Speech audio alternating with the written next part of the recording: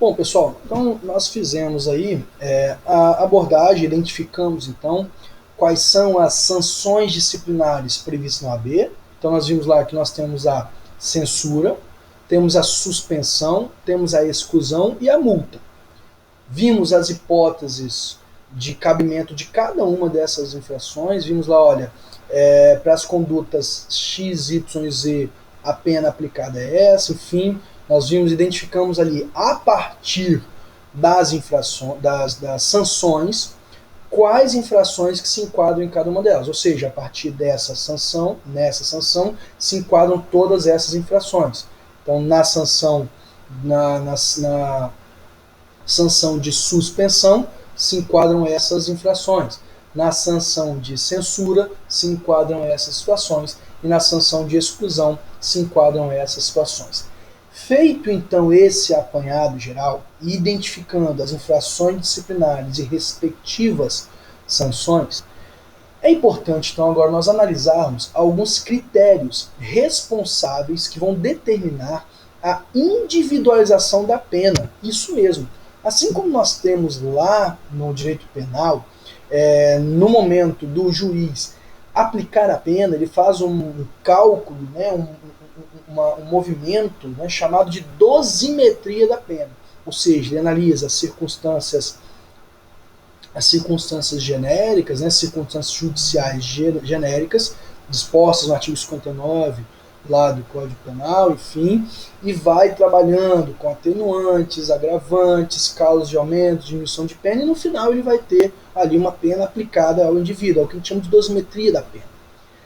Aqui, no Estatuto do AB, nós temos algo semelhante, certo? Então, para que se chegue a uma pena X ou Y, nós vamos analisar alguns critérios. E esses critérios vão estar previstos aí no artigo 40 e seguinte do Estatuto da OAB. Perfeito? Vamos lá então da leitura do artigo 40 do Estatuto da OAB. Na aplicação de sanções disciplinares, são consideradas para fins de atenuação as seguintes circunstâncias, entre outras. Inciso 1, então, são circunstâncias, atenção, são circunstâncias atenuantes. Inciso 1, que a falta cometida, ok? Que a falta cometida tenha ocorrido na defesa de prerrogativa profissional. Perfeito? Então imagine que o advogado ou a advogada, punido com qualquer infração disciplinar prevista no Estatuto, seja ela de censura, seja ela de suspensão, seja ela de exclusão, tenha feito tenha cometido essa infração na defesa de uma prerrogativa profissional, ok? Na defesa de uma prerrogativa profissional. O advogado, então, ele pode ter se excedido em algum momento, enfim, mas ele estava na defesa de uma prerrogativa profissional. Então isso vai ser levado em consideração como uma circunstância atenuante, ok? Segunda circunstância atenuante diz respeito à primariedade do advogado e da advogada. O inciso 2 do artigo 40 diz, olha, será considerada atenuante a ausência de punição disciplinar anterior. Veja, esse advogado nunca sofreu uma sanção disciplinar. Logo, como ele é primário, por assim dizer, será reconhecida a atenuante. Perfeito? E inciso 3 do artigo 40 traz ali terceira hipótese de circunstância atenuante. Também será considerada como uma atenuante na aplicação da pena ao advogado o exercício assíduo e proeficiente de um mandato ou cargo em qualquer órgão da OAB. Então imagine que esse advogado, ele é conselheiro da OAB, ele faz parte de uma comissão especial da OAB, ok? Esse indivíduo, esse advogado que sempre exerce a sua profissão, ok? Sempre exerceu ali de forma assídua, de forma absolutamente proeficiente, proveitosa, um advogado com uma carreira, um histórico profissional bem visto perante a comunidade, perante a advocacia, isso também será levado em consideração para fins de atenuação da sanção aplicada ao advogado e à advogada. Perfeito? Por fim, inciso 4, traz para nós ali o quarto elemento passivo de reconhecimento aí de atenuante. Então, nós vamos ter 4 hipóteses de atenuante. Inciso 1 a inciso 4 do artigo 40. O inciso 4 vai dizer o seguinte, olha, consideração também atenuante a prestação de relevantes serviços à advocacia ou à causa pública. Imagine, né, que um advogado, ele é diretor de uma organização civil sem fins lucrativos, é um militante dos direitos humanos, é um indivíduo que atua além da advocacia, ele presta, né, ele presta um serviço de interesse coletivo, social, ele é engajado em causas sociais. Então veja, esse elemento também será considerado, portanto, como um fator atenuante, ok? Seguindo aí o parágrafo único do artigo 40 diz o seguinte, os antecedentes profissionais do inscrito, as atenuantes, o grau de culpa por ele revelado, as circunstâncias e as competências e as consequências da infração são considerados para os fins de decidir sobre a linha A, sobre a conveniência da aplicação cumulativa da multa ou de outra sanção disciplinar, e B, sobre o tempo de suspensão e o valor da multa aplicáveis. Então, olha só, o parágrafo único do artigo 40 vai dizer que os antecedentes profissionais, a vida pregressa desse advogado, as consequências da infração cometida, o grau, isso é muito importante, o grau de culpa revelado por esse advogado ele agiu ali com negligência, com imprudência, com imperícia, ou ele agiu com dolo, ele teve, então, de fato, a intenção de praticar aquele ato infracional. Tudo isso será levado em consideração para quê? Para aplicar a pena de multa, ok? Cumulativamente com essa outra sanção disciplinar, e também para determinar o valor da multa aplicável e o tempo da suspensão. Então, o tempo, lembra que nós falamos? De 30 dias a 12 meses, então tudo isso será levado então, em consideração pelo Tribunal de Ética para definir aí a pena aplicada ao advogado e à advogada. Perfeito? Artigo 41, seguindo aí agora, artigo 41 do Estatuto da OAB diz que é permitido ao que tenha sofrido qualquer sanção disciplinar requerer, 1 ano após o seu cumprimento, a reabilitação em face de provas efetivas de bom comportamento.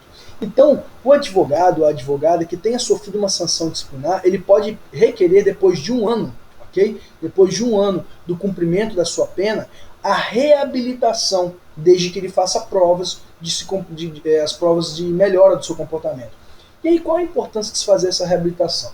Lembra que eu disse para vocês que as sanções disciplinares do advogado ficam registradas, fica inserida nos registros do advogado? Tudo o que acontece na vida profissional dele, as faltas, as infrações, ficam registradas na OAB. E a grande questão é que, por exemplo, você não pode alcançar algum cargo da OAB se você tem sanções disciplinares. Entende? Você não pode ocupar determinados cargos na OAB se você tem infrações disciplinares. Então, é interessante você fazer a reabilitação, porque com a reabilitação, todas aquelas anotações disciplinares elas são apagadas do registro do advogado. Então, a vantagem da reabilitação é qual? Prática é apagar dos registros do advogado aquelas sanções disciplinares que ele sofreu. Perfeito? Por óbvio. E o parágrafo único do artigo 41 vai dizer: quando a sanção disciplinar resultar de prática de crime, o pedido de reabilitação depende também da correspondente reabilitação criminal. Ou seja, eu tenho a reabilitação dentro da OAB, enfim, o procedimento padrão de reabilitação, onde o advogado vai ter que demonstrar que a sua conduta, o seu comportamento profissional, ele é compatível, enfim, isso vai ser anulado, então, dos registros dele. Mas se ele comete, por exemplo, um crime infamante, para que ele faça a prova da reabilitação dele, ele tem que também fazer a reabilitação criminal, que é um procedimento que nós temos na justiça, onde o réu, o condenado, enfim, após o cumprimento da pena dele, ele pode requerer a sua reabilitação criminal. Importante. Então, o parágrafo único diz que, para o advogado que tenha cometido crime, o pedido de reabilitação dele em relação às sanções disciplinares depende também da reabilitação criminal. Uma coisa depende da outra. Perfeito? Seguindo. Artigo 42 diz: fica impedido de exercer o mandato o profissional a quem forem aplicadas as sanções disciplinares de suspensão ou exclusão. Então, o artigo 42 aqui está dizendo respeito àqueles advogados que ocupam qualquer cargo, ok? Qualquer cargo na OAB, ok? E também além de eles serem suspensos ali da sua ocupação na OAB, o artigo 42 especificamente trata do advogado que sofrer a pena de exclusão, ok? De exclusão ou de suspensão, ele fica impedido de advogar. Ou seja, imagine que o advogado ele tem um determinado número de processos na OAB e ele sofreu a pena de suspensão de 6 meses. Durante esses 6 meses ele não pode advogar. O que ele vai ter que fazer? Ele vai ter que subestabelecer esses processos para outros advogados. E aí depois que acabar a pena dele de 6 meses de suspensão, ele voltar a advogar, ele então pode retomar esses processos para ele de volta. Mas ele vai ter que subestabelecer. Ele não pode atuar como advogado durante esses 6 meses de suspensão. Perfeito? Então, fica impedido de exercer o mandato profissional os advogados que forem aplicadas as penas de suspensão e de exclusão. Perfeito? Seguindo agora o artigo 43, para a gente finalizar então o estudo relacionado às sanções e às infrações disciplinares. O artigo 43 vai dizer o seguinte, olha, a pretensão à punibilidade de infrações disciplinares prescreve em 5 anos, contados da data da constatação oficial do fato. Então, o prazo que a OAB tem para iniciar o procedimento administrativo disciplinar e aplicar a pena ao advogado e à advogada é de 5 anos. Artigo 43 diz isso de forma muito expressa. 5 anos contado da data da constatação oficial do fato. A partir do momento que a OAB tem conhecimento daquele fato, 5 anos prescrição. Parágrafo 1º do artigo 43 vai dizer o seguinte, olha, aplica-se a prescrição a todo processo disciplinar paralisado por mais de 3 anos, pendente de despacho ou julgamento, devendo ser arquivado de ofício ou a requerimento da parte interessada, sem prejuízo de serem apuradas as responsabilidades pela paralisação. Ou seja, aquele procedimento disciplinar, se ele ficar parado durante 3 anos, prescreveu então o advogado, então não pode ser punido mais. A OAB perdeu então a possibilidade de responsabilização desse advogado. O procedimento então que ficar parado por prazo aí de 3 anos, por mais de 3 anos, 3 anos e 1 dia, pronto, acabou, prescreveu, perfeito? Lembrando que o prazo máximo para terminar o processo aí é de 5 anos, então desde aí da pretensão da penalidade da OAB, né? Então desde o acontecimento do fato até o fim do processo, 5 anos, e se ficar parado durante 3 anos também ocorre a prescrição, ok? Parágrafo 2º diz, a prescrição interrompe-se pela instauração do processo disciplinar ou pela notificação válida feita diretamente ao representado. Então, atenção, a prescrição ela começa a contar a partir da ocorrência do fato até o início do ajuizamento, são 5 anos, perfeito?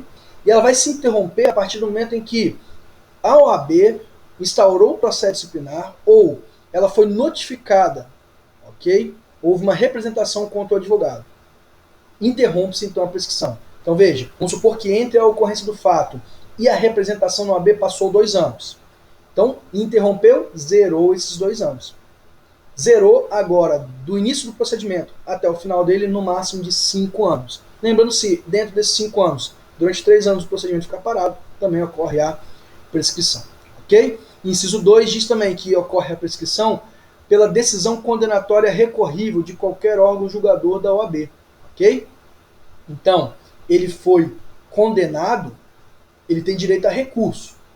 Mas essa condenação, ela interrompe aí a prescrição. Ou seja, uma vez condenado, ainda que ele possa interpor recurso, prescreveu, interrompeu então a prescrição a partir da condenação. Zerou tudo de novo e aí temos mais 5 anos para alcançar a prescrição.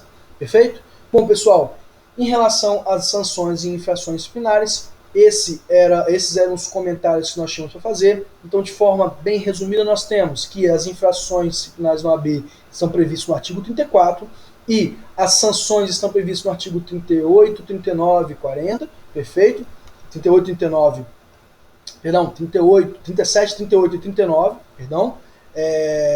Nós temos então as sanções disciplinares, as infrações estão no artigo 34, as sanções do artigo 36 em diante, ok? Identificamos em cada hipótese dessas aí de sanções disciplinares quais são as infrações que se aplicam que se enquadram em cada uma dessas hipóteses, dessas modalidades de pena. Vimos que a multa ela é uma pena então cumulativa, ela é uma pena acessória, ela não é uma pena individual, não posso aplicar ao advogado somente a pena de multa.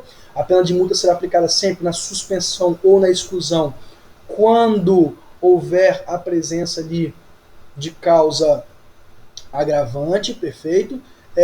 E aí nós vamos perceber, por fim, quais são as hipóteses ali de atenuantes, perfeito? Nós vamos ver então as hipóteses de atenuantes lá no artigo 40, ok? Então finalizamos aí com o estudo das sanções e infrações finais. Sempre a minha dica, leiam o artigo de lei e façam questões, não deixem de fazer questões, muito importante, ok? Um abraço a todos, até mais.